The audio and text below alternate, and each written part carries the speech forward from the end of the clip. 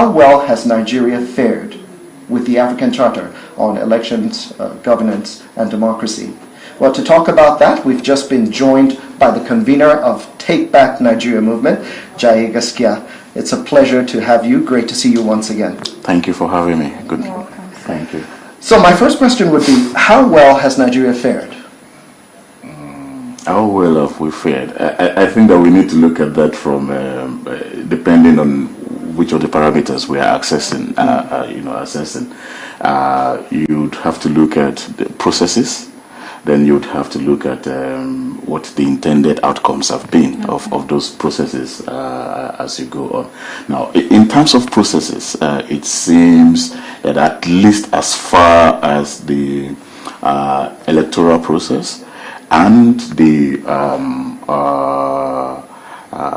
election management board, and so on and so forth, we've made quite a number of progress. Bearing in mind that as at the time that the charter, that the African Union was developing the charter, Nigeria had already had 3 elections. The 1999 election, the 2003 election, and that's 2007 election. So it meant that we were really not starting afresh. And the charter actually came from the combined experience of African countries, benchmarked against international experience, and to now say, okay, look, this is where we are at the moment, but this is where we want to get to in order to be part of all of these processes. So with elections, you would see that, like I said, we've made quite a number of progress in terms of the laws, the electoral management body, its capacity, its experience. I mean, it now builds capacity for other such bodies across Africa and the rest of that. But as the charter itself says, it's the African Charter on Democracy, Elections and Governance. So you see, an election is just one component of democracy. Okay, so there is the question of democracy and there is the question of governance, which is the delivery of good governance. So it's you need to have elections in order to have a representative democracy. But in order for you to have a representative democracy, then it must be participatory and inclusive, because that's the only way you can then deliver good governance. Speaking about inclusiveness, one of the biggest problems that we have is campaign financing. Now, there are people who cannot rally the amount of money that we see being spent by the larger political parties. How has the Charter helped in that, and how has Nigeria been able to manage that? Have we done enough? No, I mean, absolutely not. Look, it's the campaign financing is itself a subset of party funding, and I think that part of the reasons why we have not gotten it right is because we are focused too much exclusively on campaign financing, and that comes only during elections. So it happens like once every 4 years in the election cycle. Whereas the big challenge is how parties are funded, how parties raise their funds. You know, so it's party funding, because if a party is funded by money bags, then its elections and campaigns will be funded by money bags. If a party is funded by being very clever with the treasury, public treasury, where you control it, that's the same way the campaign will be funded. So it's really looking at how do we reform our parties. In fact, the one area where we have not made progress at all is in party reforms, in terms of and the parties are very important with respect to the democracy, very important for elections, because that's the only way you can actually seek public office, and very important for delivering good governance, because if you do win, if a party wins, it is expected to govern, and it is expected to then, develop policies and the rest of that. So now, I will give you one example just to buttress the issue you were talking about, to emphasize how dangerous it is, the question of the campaign financing. So we had, people say inclusion. Part of the inclusion is also the fact that, younger people are not included, women are not included, and the rest of that. And we had like a 2-year campaign, to lower the age limits, not too young to run. Okay, and which was successful in the sense that the act was passed, the constitution was amended, and age limits were lowered. But like you rightly pointed out, because campaign financing starts from even processing your forms for primaries. Campaign financing includes the funds dispensed and expended during party primaries and the rest of that. No sooner did the two big parties who were the ones who actually, because it was through their votes that it was passed, and it was also through their control of the executive that it was actually then assented to. The two big parties, as soon as they finished doing that, they went ahead and jacked up the nomination fees, the expression of interest form fees, and the rest of that. 12 million in one case, 40 million in another case, and then all the other parties which were their clones just fell like in between, that kind of thing. So it's like you give with one hand and take back, with the other hand. And that's why I said that we need to actually return to how parties are funded now. And dealing with how parties are funded actually means dealing with how parties are structured. At the moment now, I can bet this, with every last thing that I have, that I don't think that there is any political party in Nigeria that can produce its membership register on demand. I don't think so. There are no membership registers, and if there are, they are not reconciled. They are scattered all over the place, and they are not accessible to party members. In fact, the party registers where they exist are in the custody of the godfathers. So it's their investment. They were the ones who brought these people into the party. And so it is through them that the party reaches those supposed party members. Now, unless we start having membership-based parties that actually recruit members, that members actually, are party members, we will not be able to stop that. I was on a program or on a debate yesterday, and we were discussing this particular issue, and a party chairman was talking about this same issue, and he was saying, like, for example, this party chairman was a chairman of one of the smaller parties, one of the new and smaller parties. But in an earlier incarnation, he had been a member of the PDP and had been in the House of Reps. So he was saying that, okay, look, for example, Saturday's election, presidential election, and the National Assembly elections, that there are 120,000 polling units in the country. You need 120,000 polling agents, and that, for a party like their own, you need to at least give 1,000 naira to each of the polling agents. So now that is already, just for that alone, for that day is 1.2 billion, for them. And the question that I asked is, if these people are your party members, why do you need to pay them to be your party agents? If a party has ward structures, there is actually a ward structure, not a ward leader. Yeah? There is actually a ward structure with ward members who are there. The polling units are in the wards. Yeah? You don't need logistics, you don't need transportation, and if you need to do that, it's the responsibility of the party unit at the ward level to get the volunteer member who is going to, that they have nominated to be their party's agent there, because then the party member is a member of the party, believes in the ideology of the party, would defend the party. But now what the parties are doing, because they don't have members, is that they rent people, they pay, on an ad hoc, what you get, like INEC gets ad hoc staff. They get ad hoc staff for that day, and there are people who have been party agents for this particular party in this election, and then in 2 weeks' time at the state level election, they are party agent for another party. Obviously, they are not members of any of the parties.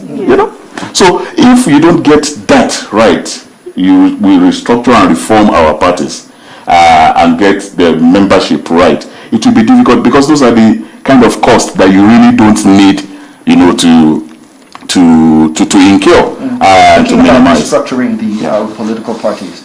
We are now seeing what's happening in Zamfara State, where the appeal court just mentioned that it had not actually overturned the verdict, and the decision that INEC had taken not to allow the APC participate. We've also seen what's happening in Rivers. And this comes back to the issue of internal democracy within political parties. And we still have governors who are trying to impose their preferred candidates on the political parties. And when they don't get their way, they either move to shell political parties, and probably that accounts for why we have so many political parties. Yeah, absolutely. So how much of a problem is this, and how can we tackle it? This is something that is supposed to like for Nigerians to use a blessing that is becoming a curse. The fact that you can have this many number of political parties, it should ordinarily and technically improve representation, improve inclusion, because it does mean that people should then be able to have access to other political parties if they don't have access to the behemoths. But the problem is that most of the new parties are actually agents and subsidiaries of godfathers in the behemoth parties, and they have been registered for just this occasion. So you have in Ogun State, where a party the governor of a state on the platform of the ruling party is supporting his candidate who lost in the party primaries on another platform, and he's actually telling his supporters when he was then embarrassed because you are the one who have been mobilizing against APC, and then APC is holding a rally and they started studying the party chairman, and the president was there, the vice president was there. The vice president is actually from Ogun State, and then you now say you are embarrassed, and then you are telling your supporters that no, for the national level election no problem, but for the gubernatorial election you vote our own person APM, and that on March 3rd we will all become APC again. Do you understand? So what that means is that if the APM guy wins on March, by the time after the swearing in, he's going to defect and go back to the APC. So it's the same thing that will happen in Imo State, which is why the president has been very cunning in those two states by saying vote whoever you like, because gratefully at the end of the day these guys will go back to where their godfathers are, and their godfathers are in the APC. So, and it does not augur well for our party processes, our party structure, our membership. If we can, one of the things that we need to do, and politicians are not going to do it, except there is a force from outside. The same way there was a force from outside to limit, to reduce age limits. Okay, except there is a force for outside, and we take it up as something that we actually need to build a nationwide campaign on, that the media considers something to actually, put on the front burner of public discourse every time. What we need to do is to get this reform that has always failed every time they're doing electoral reform, which is to punish cross-carpeting and defections. The global standard best practice, which the charter envisages we ought to be able to do, is that, look, the mandate is the mandate of the party. Okay? So if you win an election on the platform of a party, if you are leaving that party, your seat becomes vacant. Okay? And then a by-election is supposed to be conducted within a reasonable time limit that is usually across the world is between 30 and 90 days. Okay? A by-election is conducted. Now, you who has defected, you are not barred from contesting in that election. Okay? You will contest now on the basis of your new party where you are. And so if you then win, again, good luck to you. If you don't win, then it's the party, because the mandate is that of the party. And there have been attempts to put that clause in the Electoral Act. And every time, 3 times now, it's been defeated in the National Assembly. And I think it's because we've not paid enough attention to that, because there were other more pressing issues that we wanted to, particularly with INEC. We wanted INEC to simply be insulated from all the pressures and the rest of that. But I think that INEC has gotten fairly to a level now where we should start focusing on other things. But I'm not a lawyer, in the sense that I did not study law, okay? But I know the law, and I've practiced the law in Nigeria all of my years of engagement with public activism. I know that there is a Supreme Court judgment that says that that ruled that the mandate is that of the party. Rotimi Amechi versus. How does that affect push for independent candidacy? Well, because right now the state of the law right now is that we don't have independent candidacy. So it says that the mandate belongs to the party, because that's the only way you are contesting now. Now, when we introduce independent candidacy, then it will now mean that if you run on the platform of a party, the mandate belongs to the party. If you run as an independent, the mandate belongs to you. That's what it would mean. That's the only interpretation that you can have from that. Now, and I say that we should be testing our laws, because a Supreme Court ruling has the equivalent status of a law, because you don't go beyond the Supreme Court, okay, unless the Supreme Court reverses itself in another case. And the Supreme Courts all over the world seldom reverse, themselves, So it has ruled that the mandate belongs to the party, and I think that that's what we should be testing. So when somebody defects and goes into another party, regardless of whether the person claims there is a crisis, and that may be the reason for you to go, okay, let's go there. Let us approach the Supreme Court directly, and say, look, this person has defected, and that should be a job that I think that citizens have to be doing, because what we would expect is that it should be the National Assembly Service Commission or the National Assembly management leadership that is supposed to go to court to do that. But of course, because they are the beneficiaries of all of these defections, they will not do that on their own. You would then expect that the executive should also do that, but the executive is also expecting people to defect to their own party as well. So they would usually when they're beneficiaries of such yes, they will not. They do not. So I think that even if we test the law, we may not even need trying to insert that clause in the Electoral Act will become redundant. But doesn't that become problematic? Because if you were to go to court, the court could decide that you have no locus standi. That's one of the challenges that we're going to have now. Because now we need to determine whether this is a constitutional matter.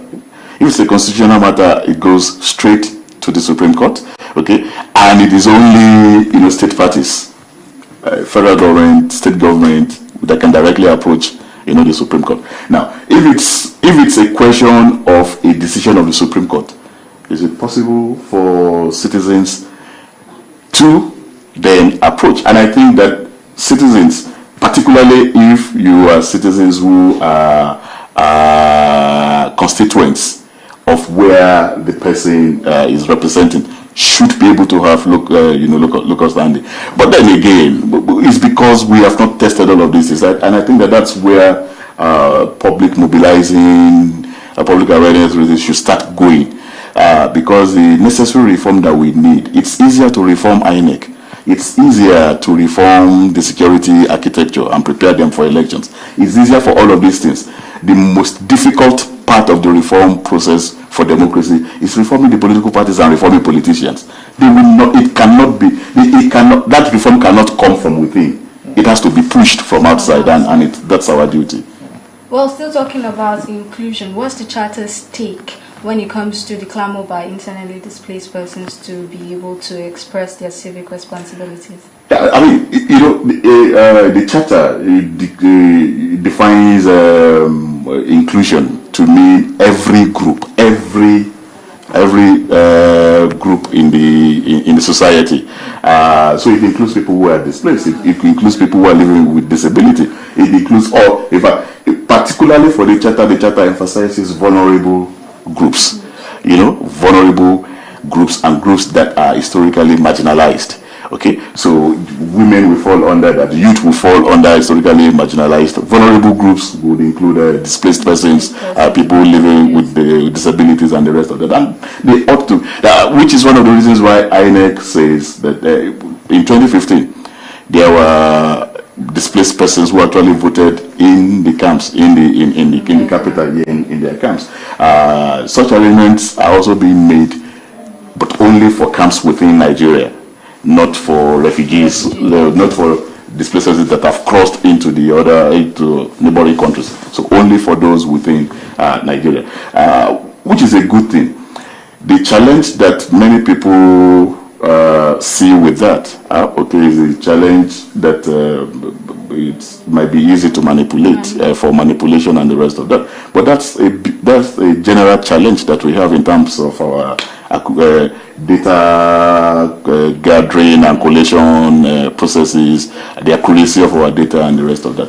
But I think that there's a lot of meat too that has been flown around with respect to the card readers.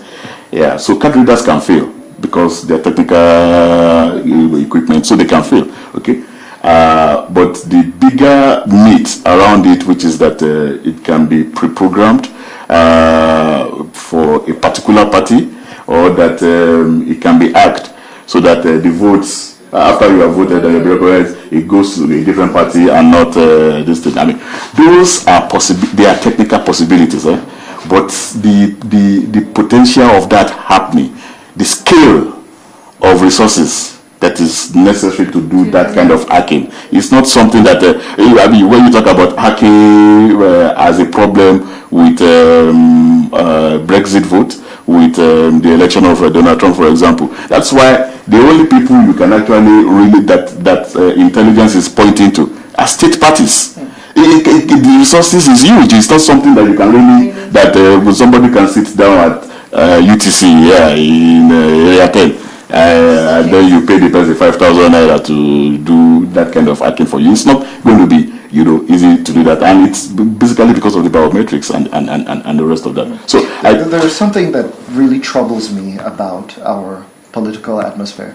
That is, and it's a major challenge recently, false information, fake news, hate speech.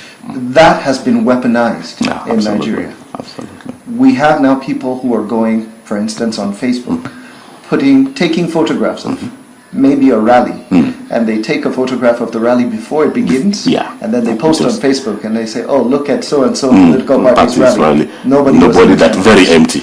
And it's deliberate. Yeah, it's and deliberate. people actually swallow and this kind of this information. So how are we tackling the challenge of weaponized false information and fake news, especially by the political party supporters?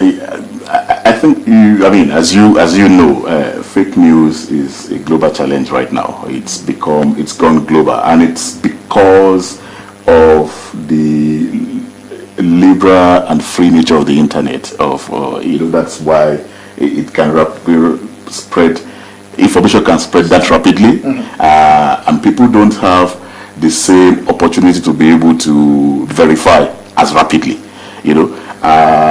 So the basic thing, I think, for me, I've said that stakeholders, we need to actually agree that fake news is a problem, and there has been no election in Nigeria up to date where fake news has been the most significant component of the election campaign as the one that we are witnessing. I mean, and it's not just party supporters; it's also the party machinery. The party machineries across the parties have been oriented and pointed and devoted to actually manufacturing false news and then spreading and disseminating those false news. And I think that and for me, I think one of the things that we need to start doing is to start calling out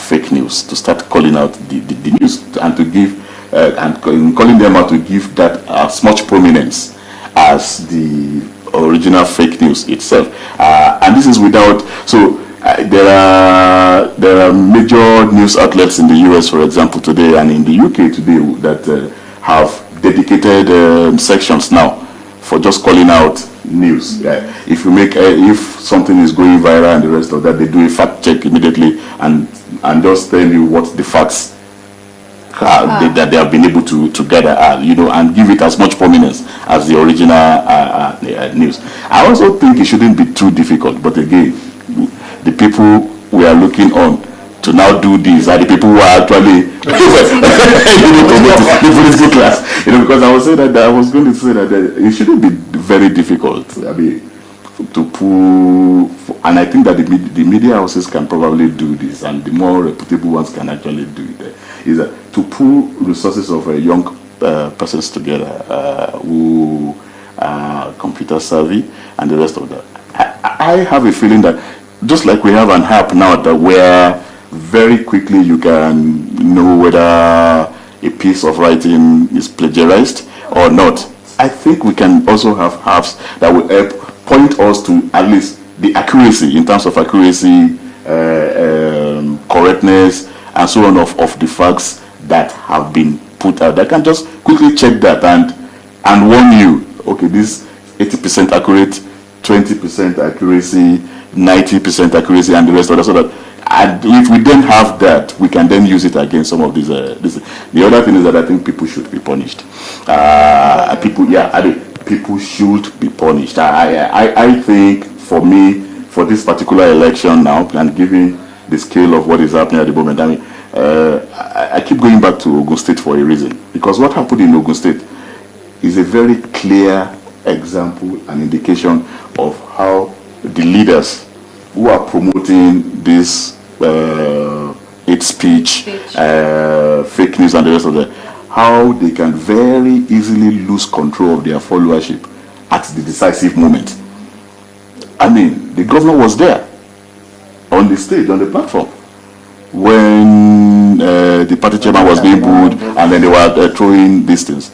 Obviously, of course, it was not aimed at him, because it was actually Oshomole that they were calling names and the rest of that, But, so imagine, on election day, on Saturday, if by Monday morning, okay, all these purveyors of fake news start releasing stories and results and the doctors and the rest of that, or start claiming without releasing results, but claiming very affirmatively that we know we have won this election, and that kind of thing. And then on Tuesday, INEC is doing the tallying and the rest of that, and it's not what they said. They said.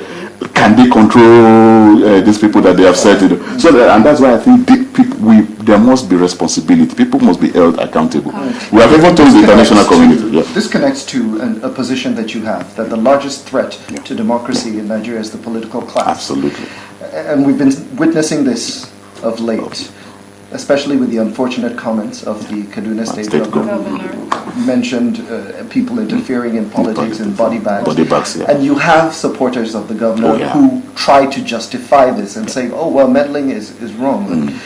The fact is, when you mention that somebody is leaving in a body bag, the effect of that statement is that you could have somebody who will jump on it and cause the death of another person. Absolutely. Actually, what you are saying is that who holds these people accountable? Right now, the governor has immunity; nobody can touch him. And even if they could, the fact that he belongs to the governing party means that chances are the leadership will turn a blind eye. It shouldn't go scot-free. And for me, there are two ways we can approach this. Okay, there are things we can do internally as citizens, and citizens organizations, including media and the rest of that we can do.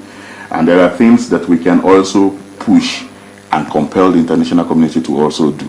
Because, mind you, see, this political class, as reckless as they are, and we have never had a more reckless political class in our history as the one that we have right now, completely devoid of any sense of patriotism, of an understanding that this nation can, be set ablaze and the rest of that, and, is that as reckless as they are, which probably explains their recklessness. These guys are really not Nigerians. And I'm not saying that they are not indigenous to Nigeria. You're not saying they're from Sudan. No, I'm not saying they're from Sudan or Cameroon. No. I'm saying that they're not Nigerians by the choices that they have made. They have international passports. They have residency of US, UK, Europe. Okay, their children are actually citizens For many of them, their children have become citizens, and so and when they steal, they buy properties abroad, in Dubai, in London, in New York. Okay, they take the money to Swiss banks and the rest of that. So for them, for this particular ruling class, and they cherish their domiciliary accounts much more than they cherish their naira accounts and the rest of that.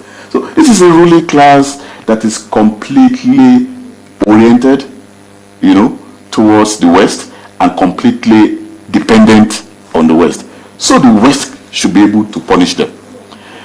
So what I'm saying is that if on the eve of the 2015 general elections, the candidates were warned that they will be held accountable for any breakdown in peace, and the International Community dangled the prospect of the International Criminal Court, what we are saying to them is that you should broaden the base. It should not just be the candidates. It should be every politician, who utters this kind of you are a leader, so you should be held accountable. You are the DG of a campaign platform, you are the spokesperson of a party, and you say something, and we can see that it either has the potential for violence or it has actually led to violence. Then our task now is to be documenting all of these things, and then after the elections, let us take these things to the appropriate quarters.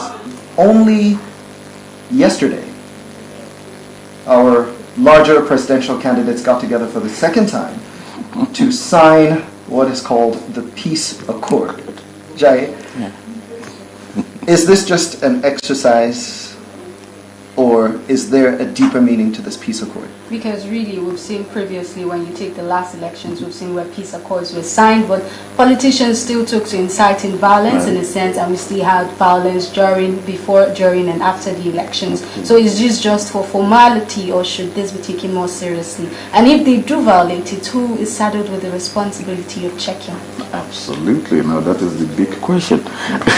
Now, I think that it's important to get politicians to sign peace, particularly in our context and in the context of what has been happening. But I think that the focus has been too narrow. The focus has been mainly on the candidates.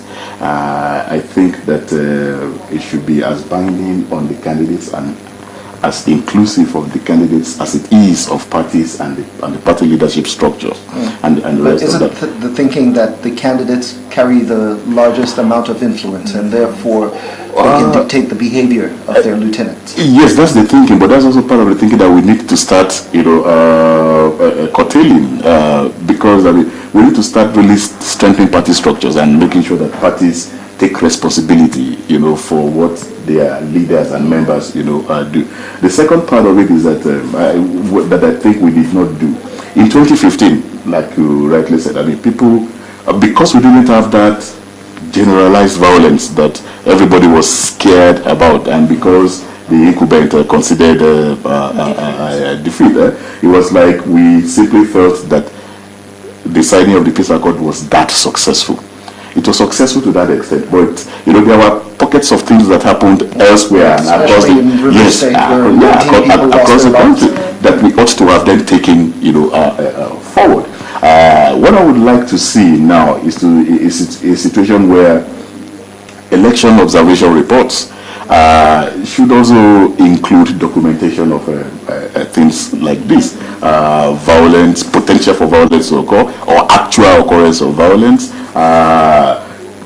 behavior and utterances that could have incited violence or that did incite violence. And then when we do that, because after the 2015 general elections, the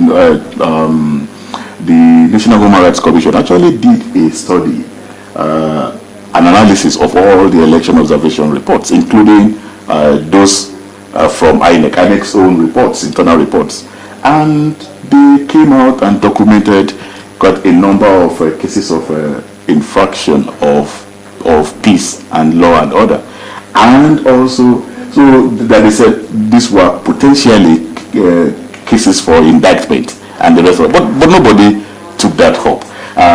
So what would be interesting to notice who did they submit their report to? Eventually, when the report was, did they submit it to INEC? If it was to INEC, INEC does not have the powers to prosecute and investigate. Did they submit it to the police? Did they submit to the Attorney General of the to the Office of the Attorney General of the Federation? And did they also take further steps, for example, to like then conscientize civil society and the media that this is our findings, and so we can then put pressure on the appropriate authorities to then take this up? Did they also actually share these reports with the international community, some of whose election observation reports they actually also assessed? So these are the things that we need to be doing, and I think that for this particular election and for this peace accord, it is important for us to really be to actually document. During the town hall meeting, the program that President Buhari attended, he was asked a direct question as to whether he was going to hand over or concede if he lost the election.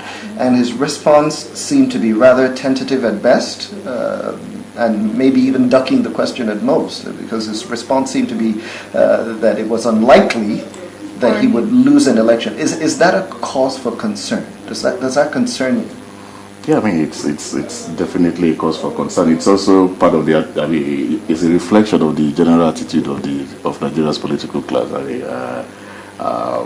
So on this part, unfortunately, actually, for this particular president, he's also somebody who, like the first president of this Fourth Republic, also has a Messiah complex. These are people who have elevated themselves above the rest of society, and they just believe that they can do no wrong and that they are beyond reproach. And so for those kind of people, losing an election is like is beneath them. I mean, you don't. So it explains his attitude. Now, the problem with that is also that because very famously, as Bulus observed, very famously, this is not a president that actually communicates well. And so the way people have come to communicate with him is by reading his body language. So that's why I say, very unfortunately, what that then says in terms of body language to your supporters is to say, reject any outcome that does not favor me. So that's the kind of thing that you don't expect. You should expect a very straight answer. Even if you're going to give a caveat, you should say, for example, as long as it is free and fair, and we accept the results. And then as president of the country, you can then say, okay, and if I think it is not free and fair, I will challenge it in court. And you have a good record of challenging in the past, which you could have then, talked about that.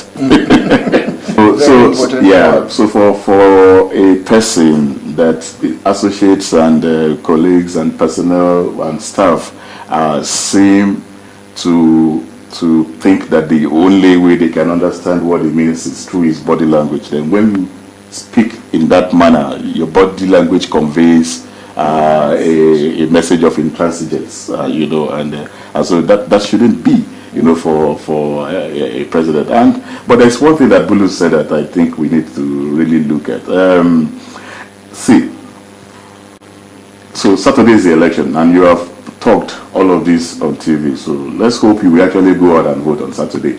And then the second thing I would then say after that is that why is it that as Nigerians we think that we have limited choice and limited options? Why is it that we have boxed ourselves into a situation that we seem to have accepted that there are only two candidates in this presidential election, and that it's either that or that?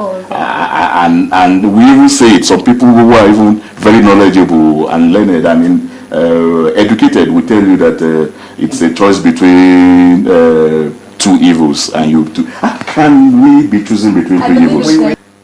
I mean, not really. It should not really be relevant. For me, I think we do have the two candidates that are already in their 70s. But for me, that's a problem for a country. And so is it that we have a system that throws up people who are advanced? Yeah, it's a system that does not promote merit. It's a system that promotes mediocrity. And when it's mediocrity, you really have to, take turns for you to get to the situation where somebody will yield for you.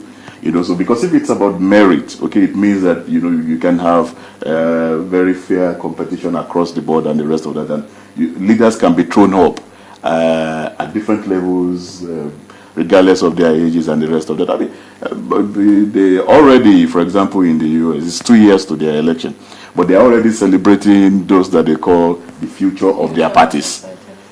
I mean, you understand that? I mean, these are young, vibrant persons who have just gotten elected at the national level, and so on and so forth. So we don't have that culture, and it's because we don't have parties that are membership based, like I said earlier. And so, I mean, what choice really are you making between Buhari and Atiku? On insecurity, I will fight Boko Haram. Buhari is fighting Boko Haram. How are you going to fight Boko Haram? On the economy, you will create enterprise centers. But Buhari is doing enterprise centers and all of that. So what is it really? What is different? What is it? You will sell NNPC and all of this. Buhari is already selling some of the assets of NNLG and the rest of that. The approach is different. We do have another call coming in. Hello and good morning.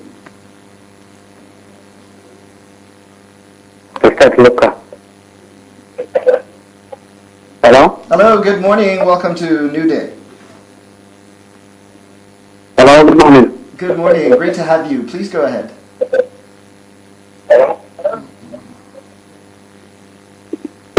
Hello?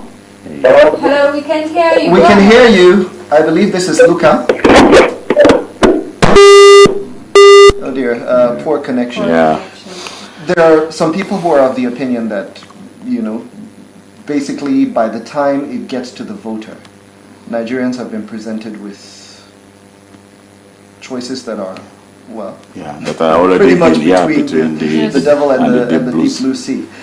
So I believe we encouraged most of all of this because most times when you look at our media outlets, we only release reports mainly about these two major political parties. And so it has in a sense streamlined it for many Nigerians. You keep hearing only about these two parties, their reports. Most times these other smaller parties in quotes now release reports, but nobody really says so much about them. But one release from the PDP and it's out, from the APC and it's out, and Nigerians are talking about it. I think we can actually, I think that working towards 2023, we can have a better something.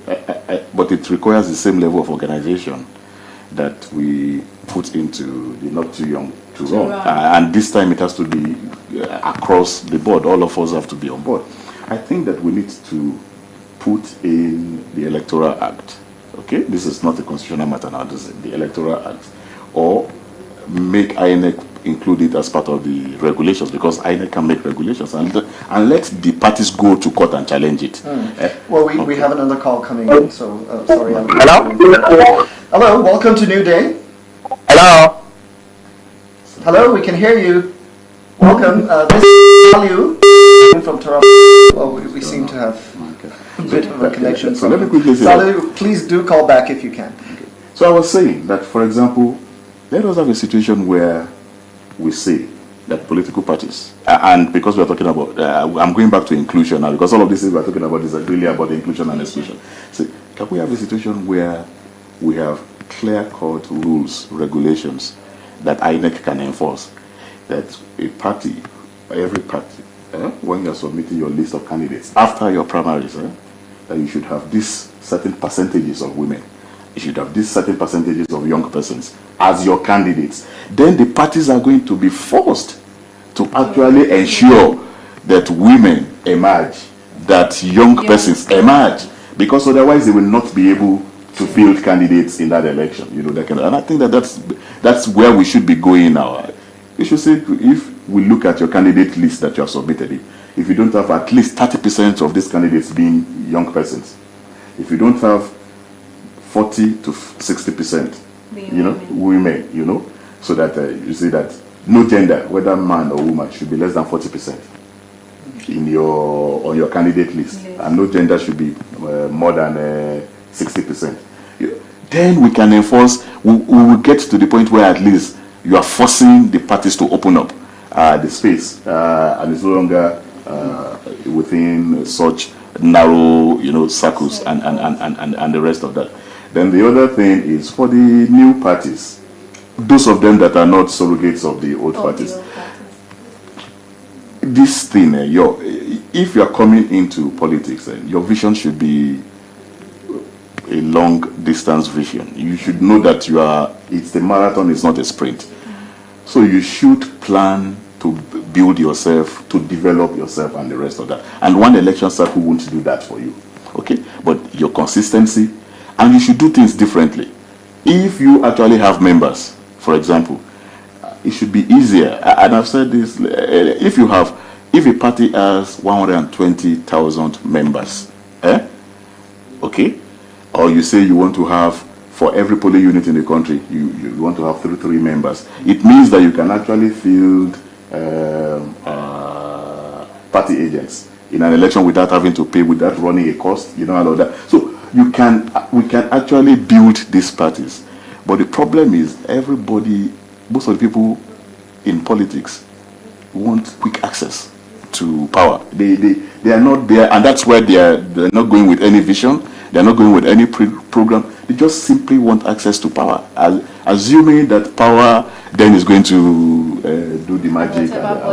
Is willing to give them that. That's it. So you look in your environment and you say, which party is stronger in my environment? So it's no longer about this is which in my environment is APGA, or in this environment no is APC, this environment no is PDP, and then you go, you join, and the rest of that. And then of course you have to start kowtowing to some party godfathers before your name can even emerge as an aspirant, and then before the party primaries, because for example delegates list during party primaries is not open to the aspirants. So there's a need for. Oh yes, it's the godfathers that hold it. So they can then tell them go and vote.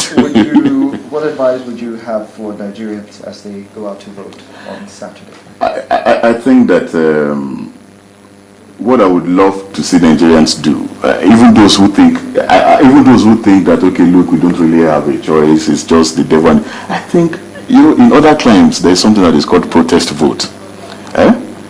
Vote for any other person other than these two behemoths. Okay, and let us make it very clear. I think that if we can force this election into a runoff, even if it is between the two of them, politicians will start taking Nigerians a bit more seriously. And that's one way in which citizens can actually begin to take back their own citizenship and assert their control over the political process. Let's do protest vote. Vote for any of these other persons. So let us have, at the end of the day, none of the so-called two leading candidates are able to meet the criteria to win at the first ballot. And then they have to go into a runoff. INEC has prepared for it. INEC did its own analysis. INEC has prepared for a presidential runoff. It also prepares for gubernatorial runoff in a third of cases. So let's take advantage of all of these things. So it's not as if the resources will not be there. So let's do it, and let's force them to start taking us seriously. Thank you very much, Antonietta. Well, do you have any advice? For me, like I always say, let's just actually step up to vote, because there's still lots of reports on voter apathy, because most people are not interested. Uncollected PVCs, that one is done for. We still have people who actually collected the PVCs, but are not willing to vote anymore. And some are just like, whatever happens, someone will emerge. I don't have to step out, and which is where I believe we get it wrong. I think this is time for us to do this. Let's do this. Thank you very much. Very quickly, I would like to ask you about how do you intend to spend Valentine's Day? Going back to work, and then after work, I'm taking Madam out. Wow. Thank you so much. Thank you very much, Jaye Gaskiya of the Take Back Nigeria movement. Thank you. It's been a great pleasure having you here. My pleasure as well.